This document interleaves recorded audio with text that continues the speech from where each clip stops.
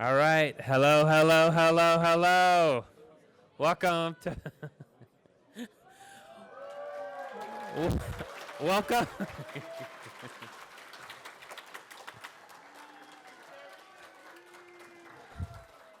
Welcome to Talk 2 of the Design Track. I have the special privilege of introducing Kelly Mays, Product Director of Social. So one of the key components to design is how other players interact with other players. And if you want your game to be successful, alive, then you have to pay attention to how people are interacting in your world.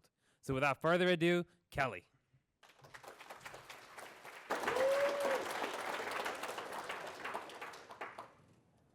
Thank you, Deepak.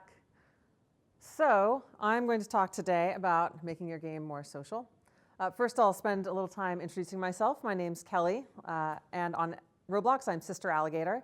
I've been at the company for a little under a year, and I'll tell you a little bit about how I got here. When I was a kid and growing up, I loved playing games. I loved figuring out how things worked, and I mostly played single-player games. I was never interested in like the online social mode, if that was offered. The game that changed my mind about that was World of Warcraft. I started playing with some people that I knew in real life. Before long, I was part of a guild. I was making friends in Canada. We were chatting about each other's lives, and it was really awesome. And I really loved the social experience that I got, the way I was able to connect with people through playing games, through exploring together, doing things in this imagined environment together. It's a real, genuine connection. So I went to college. I majored in computer science and physics. I worked as a developer for a few years, then I got my MBA, and then I really got into like the game entertainment social zone. So to quickly talk about some of the things I've built so that you get an idea of the kinds of products that excite me, the kinds of ideas I'm bringing to Roblox. Gaia was a 2D virtual world a while back. I worked on the avatar system, helping people find the right items, browse the catalog in shops, and have avatar contests, and I worked on user forums where people would have discussions really about anything. From there, I went to Zynga, where I worked on Zynga's social platform during its heyday. So the widget that would have all your friends, that would allow you to add friends, invite people to the game, that would, we included a chat feature that could overlay any game, that would allow you to share, help each other, trade items even within chat. From there, I went to Facebook, where I focused on video, helping people really connect through media, express themselves, share who they are, talk about things that are important to them through media, and also Facebook groups. So really building communities and helping people find the right community for them. I'm super excited to be at Roblox, where we are building the future of social, the future of how people interact online, how people build relationships, communities, is all about 3D. It's all about playing together, exploring together, doing things together, the kinds of things that people do in your games. Super stoked to be here. So this leads me to the social team at Roblox. What is the mission of the social team? What is social at Roblox? Our mission is to make it easy for people to play with their friends and share their virtual lives. The things they do are inside the game. On the app, we're trying to make it easy for people to come together and enter games together to play with each other. You know, when you build a game, you guys probably think a lot about your core loop or the core progression, the core set of activities that someone's going to do in your game that makes them feel really satisfied. As we think about the core loop of Roblox overall, this is one of the key aspects of it. We want the app and the overall experience of Roblox to focus on bringing people together, making friend connections, and playing games together. So today I'm going to talk about why social is important to your game, some of the features that we're building on the platform to make it easy for people to play with their friends, some of the best examples of what games are doing to make it easy for people to play with their friends and connect with each other, and finally, what we should expect from the future. So, why is playing with friends important? We took a bunch of data from 1,000 or so of the top games, and we looked at what happens when people play alone versus what happens when people play with their friends in those same exact games. And it's pretty astounding what we found. First off, playing with friends means that people play longer. Individual game session times are about 30% longer for people who are playing with their friends versus people who are playing alone. Cool. Even more importantly, playing with friends means that people stay longer. So people that play with their friends the very first day, what we call day 0, are 60% more likely to come back for day 1. This is huge. It keeps up no matter how long of a time horizon you look at. If you start to look at week 4 or month 1, that's about the same. If you look even further out into month 3 or week 12, it starts to get even bigger. So people who play with your friends in your games will stay longer. They'll stay active in your games longer, which of course means that they're having more fun, they're getting more value, you're getting more value from them. It's a great, great situation. And down to get the bottom line, people who play with friends spend more money. They spend about 20% more Robux per game session if they're playing with friends. So people will last longer and spend more money in your game if they're playing with friends. And of course, most importantly, playing with friends is more fun. Okay, this is a totally fake chart. We don't actually have data about how much fun people are having. But if you just do it yourself or if you watch people playing together, it's just way, way, way more fun when people are playing with friends. You can feel the energy lift up. You can see people interacting more and sharing more. So totally fake chart, but pretty sure it's way more fun. So how's Roblox helping people play with friends? We're investing a lot on the platform this year on the app side of things to help people connect with their friends, see what their friends are playing, and join them. Here's a couple demos. So on Roblox's social platform, we've just last week rolled out big updates to the homepage on web, which will let everybody hover over their friends' faces. And if someone's online, you can chat with them. And if someone's in a game, you'll be able to join them. But first, we'll start with creating a chat with one of the players up here, Abma, so we can look at some of the chat features that we've added. This year, we added the ability to have a more immersive, compelling game card. So if I copy and paste a link of a game, it shows up as an interesting game card in the chat with a big join button that my friend can join me and I can join the same game and we'll be matched together. We can also pin the game to chat so that the game will stay as part of that chat, even if we go on talking about our days, blah, blah, blah. We'll have access to that game to be able to go in and join each other in the future. Finally, when somebody comes online, I think that's the next thing that's going to happen. So Just for Show is about to hop into a game. Oh, look, he's playing Meep City. And I can hover over his face and join him. Also in the chat, I'll see what people are playing. So I can see that Just for Show is in Meep City. I can see that we've pinned a different game to that chat. If it's a chat group with more than one game, you can see what everybody's playing and decide who to join. This is really making it easier for people to see what their friends are playing in real time and join them. In the real-time aspect, we're about to see, so Sister Alligator just popped into Bee Swarm. I saw that pop up in chat at the same time that it was updated on the homepage. I can join her either way, through the chat hover card or through the homepage hover card on her face. The other thing we added recently was the ability to invite friends from within games. So open up the player list in a game. There's a big call to action to invite. It shows all my friends, who's online. I can even search for a person and invite them into this game. When I invite them, they're going to see one of those game cards pop up in chat, which means they get a notif on Roblox. They get a push notif on their phone if they have that enabled. And they can immediately jump into chat, click join. They'll be matched with me on my server. All these features are adding up to helping people play with their friends more on Roblox, get into the games with their friends that everyone is enjoying, that their friends are enjoying. One of the key things as we talk about what games can do to be more social, one of the key things I want to convey is that any game can be social. When you talk about social games on Roblox, everybody thinks Meep City, which is a totally awesome game, a lot of really great features, but not every game is going to be Meep City. Not every game is going to be focused around chatting and exploring together. But there are a bunch of mechanics, a bunch of features that almost any game can use to become more social and help people play with friends. We will start out with an example of Meep City from Meep City. If you do one thing, do this feature. Meep City has an in-game feature where you can see all your friends and when they last played, whether they're online. And if my friend comes online, it's going to notify me, and I'll be able to see in the game, I'll be able to teleport to them and join them. So I think it's about to happen. Sister Alligator comes online. There's a notification. I see that she's online. I can click her picture, and they'll pop up a little invitation to go join her. Now, if I choose to join her, I'm immediately teleported. It automatically says hi. She gets a little pop-up on her side that, oh, your friend Gruffalotus joined you. And boom, we're together, we're playing together. This is magic. And a lot of games can use this type of mechanic. Second pro tip, round-based games, you can make sure that people have the ability to add their friend to their team as they're waiting in the lobby. This is Island Royale. You can open up your friends lists, invite somebody who's online right now. Boom, they're added to your team. Then you're going to play the game together on the same team.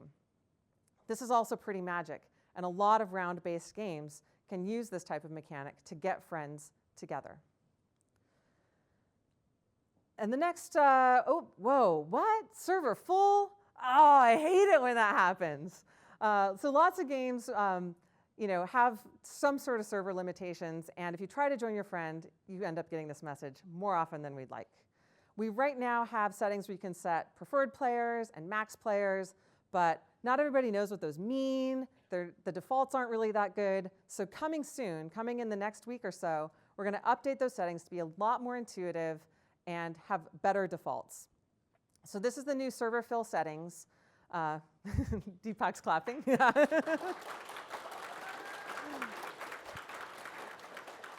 Cool. This is the new server fill settings coming soon. The default will just be let Roblox manage it for me. We won't go above your max players, but we'll maintain a social buffer roughly of a few players depending on your server size reserve some slots for people to join their friends. You can also ask Roblox to always fill to the max if you have a specific team size or something that you need, a specific server size that you need, or you can customize it yourself with your own logic. What I will say is that we looked at, again, the current top games, and we looked at games that use that reserve a social buffer, basically use the max players and preferred players, versus ones that don't have a social buffer. And the results were pretty similar to the kind of stats I showed at the beginning. Retention's better, so day one retention is like 20% better, week one retention's like 30% better, month one retention 60% better. So definitely encourage you guys to reserve the slots so that people can join their friends, or just use the default. So this was all about people joining their friends. There's a couple other really cool social mechanics that are more about breaking the ice between people, letting people meet new people or cultivate new relationships in their games. One of my favorites is Spectate mode.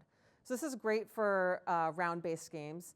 Either somebody joins their friend, but the round has already started, or somebody gets kicked out of the round before their friend does, or you're just looking for things to do in the lobby. Spectate mode can let you basically peer over the shoulder of another player, your friend, or just another player on the server, and have more fun, feel like you're playing with your friend, even if you're not technically in the same round.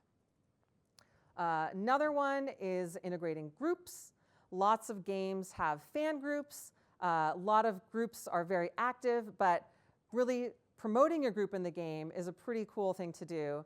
This is a great example from Mining Simulator that has a group-only item. They tell you which group to join. It gets people into the fan group so that they have that connection with other players really early on.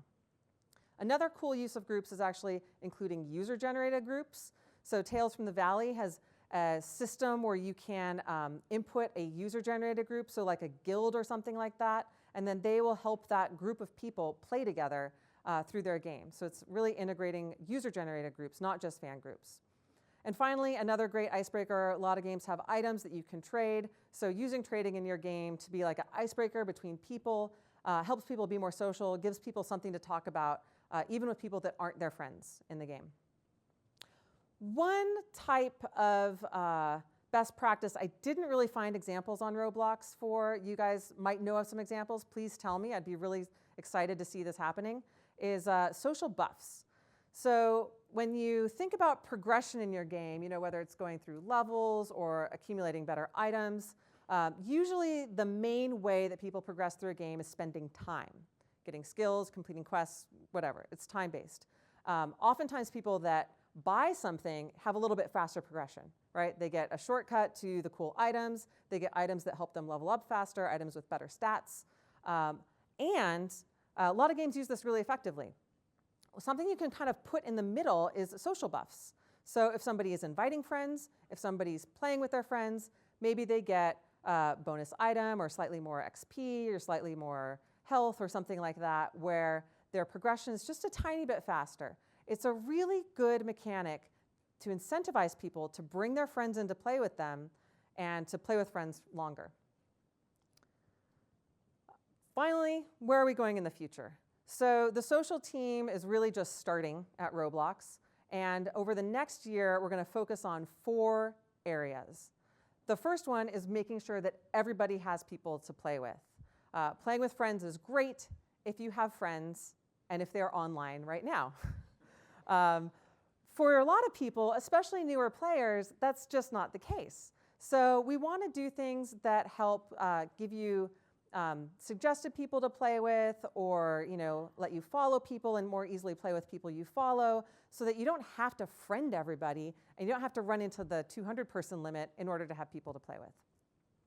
The second thing is we're calling living room communication. So the real magic, there's a real type of magic that happens when you watch people play together in real life. They're talking about, oh, hey, follow me over here. Oh, wait, where are you? Where'd you go? It's very hard to do this on Roblox if you're not in the same room together.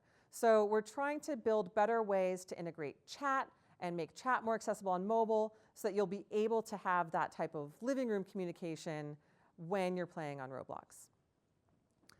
The last 2 are a little bit further out, but we do want to help people share what they're doing in-game with each other, even if they're not online at the same time. So we're thinking of ways to help people share in-game moments with their friends on Roblox that will be easy and lightweight, and again, bring them back into the same games their friends are playing so that they have experiences they can share with each other, things to talk about. And finally, healthy communities. So groups, fan groups, user-generated guilds, all of these are great communities that help people have people to play with or without an active friends list. We want to invest more in communities and make it easier for players to find and join communities and play with the groups of people that they meet on Roblox. That's it for my talk. It's time to go into Q&A.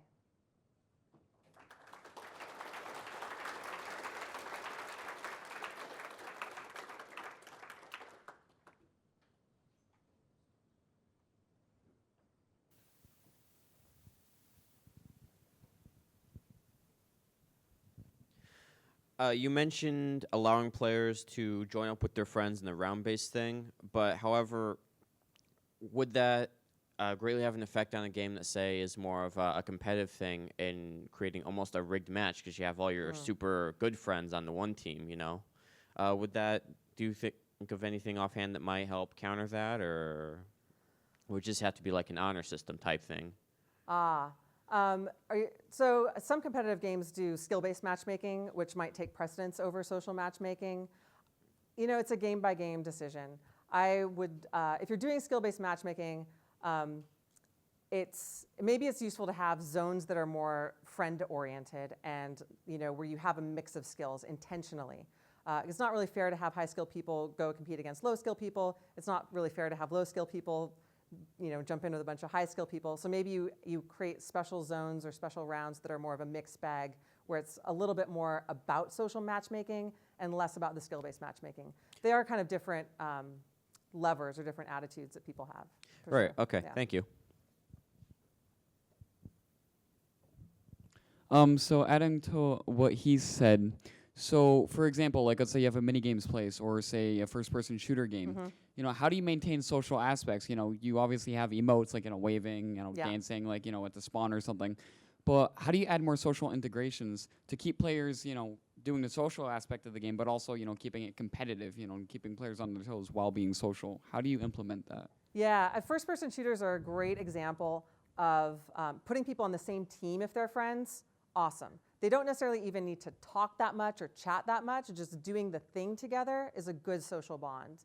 Also having zones that are separate, like kind of safe zones or, places where you can possibly use a keyboard to chat instead of just using it to run and shoot. That's another good technique. I know it's very difficult, but I think thinking of it as separate zones where you have competitive zones and social zones, and they are adjacent to each other, I think that's the right way to go with those sorts of things, because it's almost impossible to actually chat while, like a text chat, while doing a first-person shooter that's like in the middle of the action. Okay, thank you.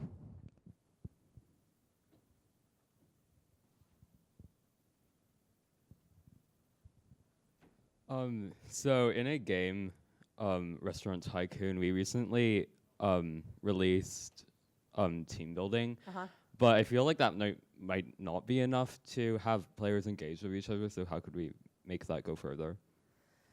Yeah, I would encourage you guys to think of, I guess, think of like a spectrum of different relationships, right? Where people who are already friends, it's super easy to get them to engage. You just have to like let them be in the same place, right? As a platform, we're not super awesome at that yet, but that is the easiest way to get people to socialize. People who are already friends, just put them in the same place. If you're trying to build friendships, it's a different set of concerns. I almost think of it as like a progression where you start out with just strangers, seeing people over and over again, seeing the same people over and over again, helps you build some trust. Lightweight things like trading, which are very low risk, help you build trust with people. So try to think of lightweight things, even lighter than chatting, where it's just helping each other out through the game. If there's teams, maybe there's specific tasks that only a team can do together. Everybody gets a bonus if they complete the thing as a team. That sort of thing can help people, kind of ease into those relationships where it's not too much of a big jump right away, right? Because people start off as strangers, they really need to be kind of handheld into interacting together before they're willing to become friends or even chat.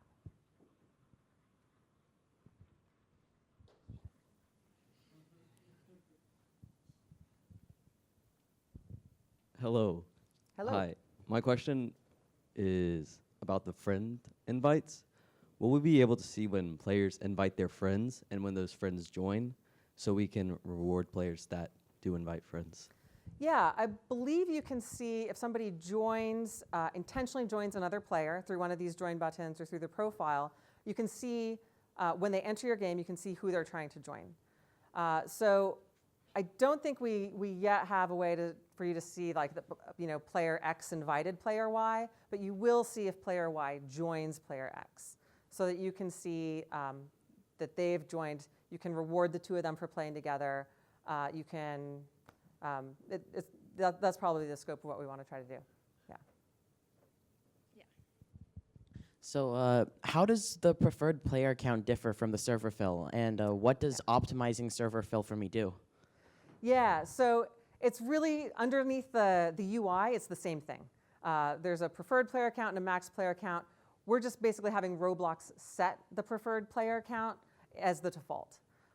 Because it's going to be much easier for most people to just say, sure. Roblox will use an algorithm that's going to scale the number of slots according to your server size. So if you have a really small server, you might just have one slot. If you have like a 200-person server, 100-person server, you might have something like 20 or 25 slots that we reserve. So it'll just automatically calculate a number. You don't have to worry about it. We'll tweak it over time so that we're trying to maximize full servers, but also maximize the number of people that can join friends. For games and mechanics that require two players, say like the recent addition to Jailbreak with the museum robbing, which requires two players to do it, do you have any suggestions to have like two regular people use it and encourage social mechanics versus like alt farming? Alt farming is super, super, super difficult. For two regular people, was your question just about how to prevent alt farming or how to like get two people to use it? I guess, controls. So if you can do things that require like a lot of dexterity, for example, it becomes very hard to do it without two actual people. So I would almost think of it that way, that you have to like have dexterity or speed or timing or something like that, where it's physically hard for one person to do both. Oh, okay. Thank you, everybody.